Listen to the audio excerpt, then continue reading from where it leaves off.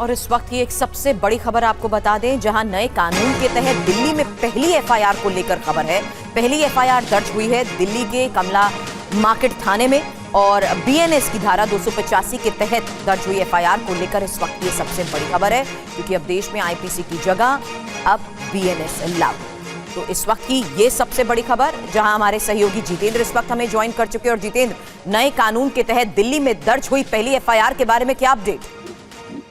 जी बिल्कुल, देखिए ये जो पहली एफआईआर है दिल्ली के अंदर रात 1:30 पर दर्ज हुई है दिल्ली के कमला मार्केट थाने के अंदर, जिसमें साफ तौर पर धारा 285 के तहत ये दर्ज की गई, जिसमें एक रेहड़ी लगाने वाले शख्स के खिलाफ ये मुकदमा दर्ज हुआ है, जिसमें लिखा गया है कि वो शख्स जबरदस्ती नई दिल्ली रेलवे स्टेशन के पास जो फुट ओवर ब्रिज है वहां पर अपनी दुकान लगा रहा था, जिसको लेकर कई बार रोका गया उसको, लेकिन जब वो नहीं माना तो उसके खिलाफ ये 285 धारा के तहत कार्रवाई की गई है। तो यानी कि जो भारतीय न्याय संहिता है, जो बीएनएस है, उसके तहत ये पहली एफआईआर दिल्ली में धारा 285 के तहत दर्ज की गई है। जी शुक्रिया पूरी जानकारी के लिए जितेंद्र आपका।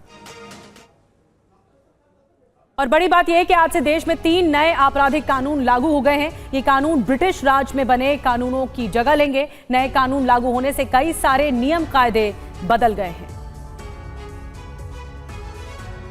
आज से होने वाले अपराध नए कानून के तहत दर्ज किए जाएंगे, क्योंकि आज से क्रिमिनल जस्टिस सिस्टम में बहुत कुछ बदल गया है। सरकार के मुताबिक नए कानूनों में अब दंड नहीं, न्याय पर जोर दिया गया है। और आज से 1860 में बनी भारतीय दंड संहिता यानी आईपीसी की जगह भारतीय न्याय संहिता, 1898 में बनी दंड प्रक्रिया संहिता यानी सीआरपीसी की जगह भारतीय नागरिक सुरक्षा संहिता और 1872 के बने भारतीय साक्ष्य अधिनियम की जगह भारतीय साक्ष्य अधिनियम 2023 ने ले लिया है। इन तीनों कानूनों के लागू होने के बाद कई सारे नियम कायदे बदल जाएंगे, क्योंकि नए कानून में कई नई दफा यानी धाराएं जोड़ी गई हैं, कुछ हटाई गई हैं, तो कुछ धाराओं में बदलाव हुआ है। नए कानून में इलेक्ट्रॉनिक तरीके से सबूत जुटाने को अहमियत दी गई है और किसी भी अपराध के लिए अधिकतम सजा काट चुके कैदियों को प्राइवेट बॉन्ड पर रिहा करने की व्यवस्था है। अब कोई भी नागरिक अपराध होने पर किसी भी थाने में 0 एफआईआर दर्ज करा सकेगा। इसे 15 दिन के अंदर मूल जुरिडिक्शन यानी जहां अपराध हुआ है वाले क्षेत्र में भेजना होगा। सरकारी अधिकारी या पुलिस अधिकारी के खिलाफ मुकदमा चलाने के लिए संबंधित अथॉरिटी 120 दिनों के अंदर अनुमति देगी।